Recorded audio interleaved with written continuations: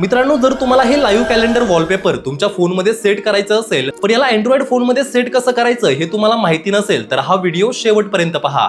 यासाठी तुम्हाला the live calendar या वेबसाईटवरती जायचंय. कमेंट केली सेंड तर या वेबसाईटची लिंक तुमच्या डीएम मध्ये येऊन जाईल. त्यानंतर तुम्हाला जे कॅलेंडर सेट करायचंय त्यावरती क्लिक करून अँड्रॉइड वरती क्लिक करा. आता येथे तुमच्या फोनचं मॉडेल सिलेक्ट करून इन्स्टॉल मायक्रो ड्रॉइड वरती क्लिक करून हा ऍप इन्स्टॉल करा आणि त्यामध्ये असलेल्या ट्रिगर वरती क्लिक करून डेट अँड टाइम मध्ये जाऊन डे अँड टाइम वरती क्लिक करा आणि याला 1 वरती सेट करा. तसेच वरती सगळे डेज सिलेक्ट करून यूज अलार्मला अनटिक करून ओके करा. त्यानंतर ऍक्शन वरती क्लिक करून सगळ्यात खाली असलेल्या वेब इंटरॅक्शन मध्ये जा आणि HTTP रिक्वेस्ट वरती क्लिक करून बॅक येऊन आधी तुम्ही जी वेबसाईट ओपन केली होती तेथील ही लिंक कॉपी करून येथे पेस्ट करा आणि या फर्स्ट ऑप्शनला सिलेक्ट करा. त्यानंतर सगळ्यात खाली असलेल्या सेव्ह HTTP रिस्पॉन्स टू फाईलला सिलेक्ट करा. आता येथे तुम्हाला एक फोल्डर सिलेक्ट करायचा आहे आणि त्याला येथे एक नाव द्यायचंय आणि शेवटी वरती असलेल्या राईट सिम्बॉल वरती क्लिक करा. आता पुन्हा ऍक्शन मध्ये जाऊन डिव्हाइस सेटिंग मध्ये जा आणि खाली असलेल्या सेट वॉलपेपर वरती क्लिक करून इमेज वरती ओके करा आणि लॉक स्क्रीन वरती क्लिक करा. आता डायनामिक फाईल नेमला सिलेक्ट करून मगाशी जो फोल्डर ओपन केला होता तो सेम फोल्डर येथे सिलेक्ट करा आणि त्याला सेम नाव देऊन ओके करा.